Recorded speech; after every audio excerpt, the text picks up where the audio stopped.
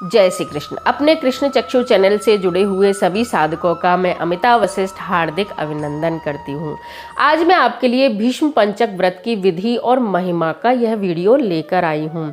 तो ऐसा कहा जाता है कि जो भीष्म पंचक किए जाते हैं वह भगवान श्री कृष्ण ने जनहित के लिए, हम लोगों का कल्याण करने के लिए महाराज भीष्म से कुछ शिक्षाएं हमारे लिए दिलवाई थी। और लोक प्रचलन में कथा यह भी आती है कि स्वयं भीष्म जी ने यह भीष्म पंचक किए थे। हमारे लौकिक व्यवहार में भीष्म पंचक करने का जो विधान है वह सभी जो भी कार्तिक स्नान करते हैं सभी ये 5 दिनों के व्रत रखते हैं। यह व्रत कई प्रकार से कृच्छ, अति कृच्छ, इस प्रकार से कई प्रकार के कहे जाते हैं, जिसमें निर्जल रहकर, निराहार रहकर, दूध, दही इत्यादि के द्वारा यह व्रत किया जाता है। अक्सर भीष्म पंचक करने का विधान उन्हीं लोगों के लिए माना जाता है जो कार्तिक स्नान नहीं करते, तो अंतिम 5 दिन वह संपूर्ण विधियों को अपनाकर इन व्रतों को करते हैं। यदि आपकी सामर्थ्य है, आप भीष्म पंचक उतने ही निराहार अथवा निर्जल रहकर कर सकते हैं, अथवा सामान्य विधि से फलाहार अथवा भोजन करके भी ये भीष्म पंचक व्रत संपन्न आपके द्वारा किए जाते हैं। इन भीष्म पंचक व्रत में कुछ कुछ कार्य ऐसे होते हैं जो प्रत्येक व्यक्ति को करने अनिवार्य रहते हैं। उन्हीं कार्यों से संबंधित वीडियो मैं आपके लिए लेकर आई हूँ। उससे पूर्व मैं आपको शास्त्रीय विधि और इस व्रत की महिमा आपको मैं बता देती हूँ। तत्पश्चात आपके लिए जो सामान्य विधि है, जो लोक व्यवहार में चलती है, वह विधि मैं आपके लिए बताऊंगी।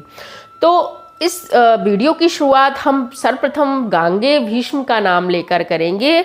उनका मंत्र जो बोला जाता है उनकी प्रसन्नता के लिए वह है सत्यव्रताय शुचये गांगेयाय महात्मने भीष्माये ददाम्यहम अर्घ आजन्म ब्रह्मचारिणे। इन 5 दिन भीष्म के लिए अर्घ दिया जाता है, जो कि हमें पुत्र, संपत्ति, संतान, आरोग्य सभी कुछ देने वाले हैं। वे स्वयं ब्रह्मचारी रहे, लेकिन वह वसु थे, वो ईश्वर के अवतार थे, तो उनके द्वारा उनको हमारे द्वारा अर्घ दिया जाता है और उनके द्वारा हमें वंश वृद्धि और समृद्धि के लिए आशीर्वाद दिया जाता है। इस भीष्म पंचक व्रत की जो शुरुआत है वह कार्तिक महीने की शुक्ल पक्ष की एकादशी से होती है और पूर्णिमा को इसका समापन किया जाता है। इस विषय में पौराणिक कथा इस प्रकार है कि महाभारत के युद्ध में जब भीष्म बाणशैया पर सोए हुए थे, तब उन्होंने पांडवों के लिए राजधर्म, मोक्ष धर्म और दान धर्म का वर्णन किया था। श्री कृष्ण पांडवों को भीष्म से शिक्षा दिलवाने के लिए जब युद्ध क्षेत्र में लेकर गए और शरशैया पर सोए हुए भगवान भीष्म ने पानी की, जब जल की उन्होंने कामना की कि मुझे जल पिलाओ, तब अर्जुन ने वहीं की वहीं बाण से माँ गंगा का वहाँ प्राकट्य किया था।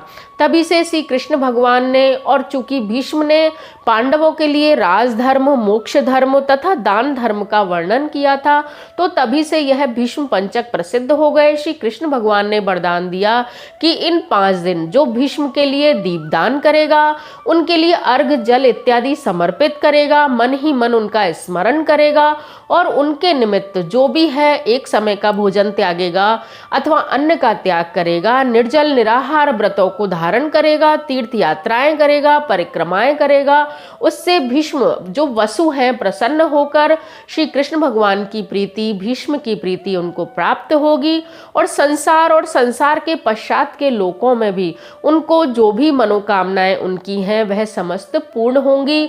उन्हें मृत्यु के समय ऊर्ध्व गति अर्थात ऊंचे लोकों का, ब्रह्मलोक, विष्णुलोक, गोलोक इत्यादि का वास प्राप्त होगा। तो महाभारत के युद्ध में बाणशैया पर सोए हुए महात्मा भीष्म ने जब राजधर्म, मोक्ष धर्म और दान धर्म का वर्णन किया, तो उसे श्री कृष्ण सहित पांडवों ने भी सुना। उसे सुनकर प्रसन्न होकर श्री कृष्ण ने कहा, भीष्म तुम धन्य हो, तुमने धर्म का स्वरूप हमको किस प्रकार से सुनाया है उसकी व्याख्या करना सरल नहीं है। कार्तिक मास की एकादशी को तुमने जल पाने की याचना की और अर्जुन ने बाण से पृथ्वी को बेधकर गंगा जल प्रस्तुत किया, उससे तुम्हारे तन, मन व प्राण संतुष्ट हो गए। अतः आज से लेकर पूर्णिमा तक तुम्हें सब लोग अर्घ दान से तृप्त करेंगे और मुझको प्रसन्न करने वाले इस भीष्म पंचक नामक व्रत का पालन प्रतिवर्ष करेंगे। अतः इस वाले मंत्र को जो मैं अभी आपके सामने बोलने वाली हूँ, इससे भगवान भीष्म के लिए तर्पण करना चाहिए। यह भीष्म तर्पण प्रतिवर्ष करना सभी वर्णों के लिए श्रेष्ठकर है। तो तर्पण का जो मंत्र है वह है सत्यव्रताय शुचये गांगेयाय महात्मने भीष्मा ये तद ददाम अर्घ आजन्म ब्रह्मचारिणे, अर्थात आजन्म ब्रह्मचर्य का पालन करने वाले परम पवित्र सत्यव्रत पारायण गंगानंदन महात्मा भीष्म को मैं यह अर्घ देता हूँ। जो मनुष्य इस मंत्र को भी भीष्म के लिए बोलते हैं उसको भी मोक्ष का प्राप्ति होती है। वह है व्याघ्र पदे गोत्राय सांकृत्य प्रवराय चे अपुत्राय ददाम्ये हम तदुकम भीष्म वर्णने, अर्थात जिनका व्याघ्र पद नाम का गोत्र है, सांकृत पवर है, उन पुत्र रहित भीष्म को मैं जल देता हूँ। वसुओं के अवतार शांतनु के पुत्र आजन्म ब्रह्मचारी भीष्म को मैं अर्घ से संतुष्ट करता हूँ। कहते हैं जो मनुष्य पुत्र की कामना से स्त्री सहित भीष्म पंचक व्रत का पालन करता है, तर्पण और अर्घ देता है, वह 1 वर्ष के भीतर ही पुत्र प्राप्त करता है।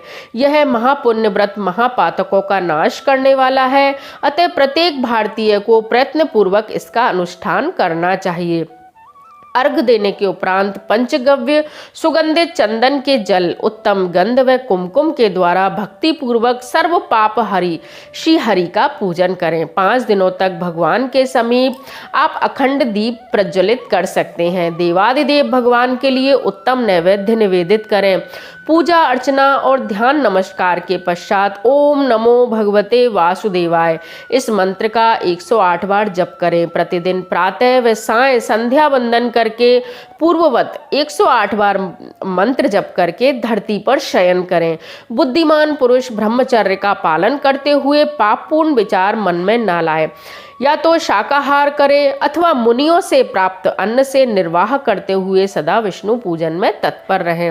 विधवाओं को मोक्ष सुख की कामना से यह व्रत करना चाहिए। पूर्णमासी आने पर ब्राह्मणों को भोजन कराएं, बछड़े सहित गौदान करें। इस प्रकार भली भांति विधि विधान से व्रत को समाप्त करें। एकादशी से लेकर पूर्णिमा तक 5 दिनों का भीष्म पंचक व्रत समस्त भूमंडल में प्रसिद्ध है। अन्न ग्रहण करने वालों के लिए यह व्रत नहीं है, क्योंकि इन 5 दिनों में अन्न का निषेध है।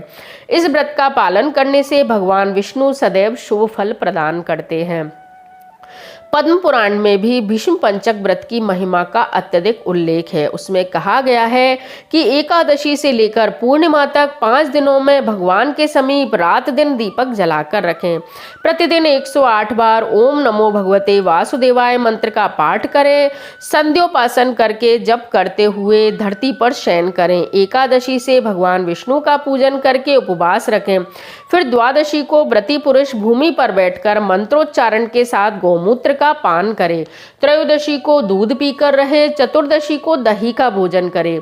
इस प्रकार से शरीर की शुद्धि के लिए 4 दिनों तक व्रत करके 5वें दिन स्नान के पश्चात भगवान केशव की पूजा करे।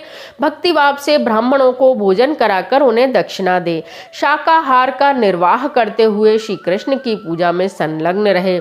इसके बाद रात्रि में पंचगव्य पान करके पुनः अन्न ग्रहण करे। इस प्रकार भली भांति करने से मनुष्य शास्त्रोक्त फल का भागी होता है। इस भीष्म पंचक व्रत का अनुष्ठान करने से प्राणी परम पद को प्राप्त होता है। यह आरोग्य और पुत्र प्रदान करने वाला तथा महापातकों का नाश करने वाला व्रत पद्म पुराण में बताया गया है। यह हुई शास्त्रोक्त विधि। इसके पश्चात भीष्म पंचक की लौकिक व्यवहार की विधि भी हमारे यहाँ चलती है। देवउठनी एकादशी के दिन आप हाथ में जल लेकर भीष्म पंचक व्रत करने का संकल्प लें। यथा विधि जैसा भी आपका शरीर कहता है, जैसी भी आपके साथ परिस्थितियां हैं, उस आधार पर ही आप व्रत का संकल्प लें। यदि अखंड दीप 5 दिन प्रज्वलित नहीं कर सकते तो एकादशी के दिन तो अखंड दीप जलाने का प्रयास करें।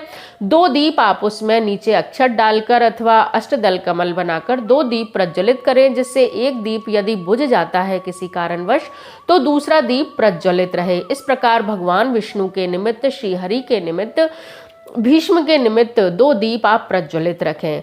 आकाश दीप इन दिनों जलाना चाहिए, आकाश दीप प्रज्वलित करना चाहिए। आकाश दीप के बारे में मैंने आपको पहले ही बताया कि मंदिर के कंगूरे पर यह दीप लगाया जाता है। यदि वहां नहीं लग सकता तो आप अपने घर की छत पर अथवा किसी ऊंचे स्थान पर भी इस दीप को प्रज्वलित कर सकते हैं। यदि महीने भर आपने यह कार्य नहीं किया है, इन 5 दिनों आप अवश्य करें। 108, 1008, 11,000 जितने भी दीपों का आप यथासंभव दान कर सकते हैं, अत्यधिक दीपदान करने का प्रयास करें। दीपदान नदी के किनारे पर, तालाब, जलाशय, सरोवर के किनारे पर, बट वृक्ष, पीपल के वृक्ष, बेल के वृक्ष, कदम्ब के वृक्ष, गूलर के वृक्ष, हरसिंगार के नीचे, कल्प वृक्ष के नीचे, माँ तुलसी के नीचे, आंवले के वृक्ष के नीचे, इन सभी पवित्र वृक्षों के नीचे आप दीपदान कर सकते हैं। उनकी जड़ में दीपदान किया जाता है। किसी भी शमशान स्थान पर, निर्जन वन में भी दीपदान करने का महत्व रहता है। दीपदान सुबह की संध्या के समय अर्थात सूर्योदय से 1.5 घंटे पूर्व और सूर्योदय के समय जो 1.5 घंटे का प्रदोष काल का समय रहता है, सर्दियों में इस समय में 5 से और 6:30 बजे तक का जो समय रहता है, उसके मध्य में आपके द्वारा दीपदान किया जा सकता है। एकादशी के दिन आप चाहे निर्जल रह सकते हैं अथवा निराहार रह सकते हैं। फलाहार का भी सेवन आप कर सकते हैं। 5 दिन आप फलाहार कर सकते हैं। एक दिन फलाहार, एक दिन निराहार कर सकते हैं। जैसी आपके शरीर की श्रद्धा है वैसा कार्य आप इन दिनों कर सकते हैं। पंचगव्य इन दिनों लेने का बहुत अच्छा रहता है। पंचगव्य गाय के दूध से ही बना हुआ हो। पंचगव्य में गोबर, गौमूत्र, गाय का दूध, गाय का दही और घी, इस प्रकार से यह क्रम से लिया जाता है। आप चाहे नियमित इनको मिलाकर भी ले सकते हैं। यदि आप सिर्फ भीष्म पंचक की ही विधि अपना रहे हैं, पूरे महीने आपने कार्तिक मास का व्रत नहीं किया है, तो अपने स्नान वाले जल में थोड़ा गंगा जल में थोड़ा आंवला, जौ, तिली इत्यादि डालकर आप स्नान करें। गौशाला की मिट्टी अथवा तुलसी और आंवले के नीचे की मिट्टी, पीपल के वृक्ष के नीचे की मिट्टी या इनमें से कोई भी एक वस्तु आप जल में पूर्व में डालें और उसके बाद ही उससे स्नान करें। इन 5 दिनों आप भूमि पर शयन कर सकते हैं। इन 5 दिनों आप दीपदान का नियम ले सकते हैं, भूमि पर शयन का नियम ले सकते हैं, पत्तल में भोजन का नियम ले सकते हैं। 5 दिन शाम की संध्या के समय मौन व्रत धारण करने का नियम आप ले सकते हैं।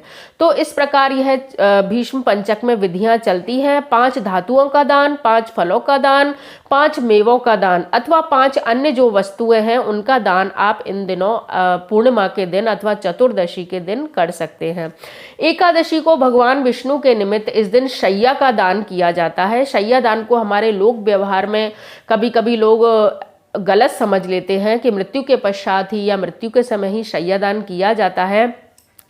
अपने जोड़े को अखंड बना के रखने के लिए, अपने सुहाग को बना के रखने के लिए, पति पत्नी में प्रीति बना के रखने के लिए और श्री हरि और माँ लक्ष्मी की प्रसन्नता के लिए सामान्य व्यक्ति भी देव प्रबोधनी एकादशी के दिन जिस प्रकार कन्यादान के समय हम शैया दान करते हैं अपनी पुत्री के लिए, उसी प्रकार आप शैया दान कर सकते हैं। तो यदि व्रत ना हो सके तो हम दान के माध्यम से ही पुण्य फल प्राप्त कर सकते हैं। शैया दान के निमित्त यदि आप धन देना चाहें धन दें अथवा शैया दान की समस्त सामग्रियां जो गद्दा है, रजाई, तकिया, चादर, जो भी सामग्री होती है और शैया, ये भी आप दान कर सकते हैं। तो इस प्रकार यह चलता है। द्वादशी के दिन हमें ध्वजारोपण करना बहुत अच्छा होता है, शुभ होता है। व्रती पुरुष स्त्री को द्वादशी के दिन बाजार से ध्वजा लाकर हरे बांस में उसको लगाकर विभिन्न मंदिरों पर जो ध्वजा का स्थान है उस पर जल से छींटे देकर वहां ध्वजारोपण हमें करनी चाहिए। ध्वजा की पूजा करें और भगवान विष्णु से ये प्रार्थना करें कि हे प्रभु, जब जब ये पताका लहराए तब तब हमारे पापों का नाश हो। और ऐसा आशीर्वाद भी है ध्वजा के लिए कि जब जब पताका लहराती है तो ध्वजा चढ़ाने वाले व्यक्ति के पापों का शमन होता जाता है। चतुर्दशी के दिन व्रती पुरुष या स्त्री को चाहिए कि वह एक जोड़ा जिसमें ब्राह्मण दंपति हों उनके लिए विभिन्न प्रकार के भोजन तैयार करें, उनको भोजन करवाएं तथा उनको विभिन्न प्रकार की वेशभूषाएं यथाविधि अच्छे से अच्छा जो आप दे सकें। उसमें स्वर्ण हो सकता है, चांदी हो सकती है, विभिन्न प्रकार की धातुएं, विभिन्न प्रकार के मेवे, मिष्ठान, फल इत्यादि का चतुर्दशी के दिन दान करने का विधान आता है। पूर्णिमा के दिन आप आपको जो अंतिम दिवस होता है पचवीकम का, उस दिन किसी जलाशय के किनारे जाकर एक जहाज बनाया जाता है। वह जहाज आप लकड़ियों के माध्यम से अथवा अन्य किसी भी इस प्रकार से आप उसको बनाएं कि उस पर 30 दीपक आपको आटे के तैयार करने हैं। उन 30 आटे के दीपक में आपको जो दीपदान की सामग्री डालकर और दीप प्रज्वलित करके उसको जल में बहा देना है। जब आप किसी जलाशय के किनारे जाएं तो चींटियों के लिए चुग्गा तथा मछलियों के लिए दाना अवश्य ही लेकर जाएं। अंतिम दिन अर्थात पूर्णमासी के दिन कार्तिक में 30 लड्डू बनाए जाते हैं। यदि आपने संपूर्ण महीने स्नान किया है अथवा भीष्म पंचक का भी आपने निर्वाह किया है तो 30 लड्डू आटे के आपके द्वारा निर्मित किए जाएं। 30 बड़के बड़ूले जिन्हें कहा जाता है, गूलर जिनको कहा जाता है, गोल गोल बनाए जाते हैं आटे से, देशी घी में उनको तला जाता है, वह भी आप बनाएं। साथ ही आटे की नमकीन पपड़ियाँ भी इसमें बनाई जाती हैं। इन तीनों चीज़ों को लेकर आप जलाशय पर जाएं। वहाँ आप गौ माता को, वहाँ मौजूद लोगों के लिए, कन्या के लिए, ब्राह्मणों के लिए आप इन चीज़ों को भी अवश्य समर्पित करें। इस प्रकार पूर्णिमा के दिन आपका यह व्रत संपूर्ण होता है। अगले दिवस आप सुबह सुबह राई दामोदर को यदि आपने बिठाया है तो राई दामोदर का आप विसर्जन के साथ ही अपने घर एक कन्या तथा एक छोटे बालक को भोजन के लिए बुलाएं और उसके लिए आप अन्नकूट, जैसे हम गोवर्धन के दिन बनाते हैं, विभिन्न प्रकार के नए अनाजों से बना हुआ भोजन आप उनके लिए खिलाएं। उन्हें यथाविधि दक्षिणा देकर राई दामोदर का आप विसर्जन कर दें। इस प्रकार पचवीकम भी यदि आपने किए हैं अथवा कार्तिक स्नान का संपूर्ण मास आपने स्नान किया है तो वह स्नान आपका इस दिन समाप्त होता है। अपने द्वारा की गई समस्त पूजा का फल आप अपने इष्ट देव, गुरुदेव और गौ माता के समर्पित कर दें। उससे प्रभु हम पर प्रसन्न होते हैं और हमारी पूजा का लाखों गुना फल हमें वापस प्राप्त होता है। इस प्रकार यह दान इत्यादि किए जाते हैं, पूजा की जाती है। यही भीष्म पंचक की अति सामान्य विधि है। प्रत्येक व्यक्ति को चाहिए कि भीष्म पंचक व्रत की विधि का अनुसरण करें। जो पुत्र की या संतान की कामना करते हैं उनको भीष्म पंचक की विधि को आवश्यक रूप से ही अपनाना चाहिए। तो कैसा लगा आपको मेरा ये वीडियो? यदि अच्छा लगा हो तो प्लीज़ लाइक, शेयर और सब्सक्राइब जरूर कीजिए। धन्यवाद। जय श्री कृष्ण।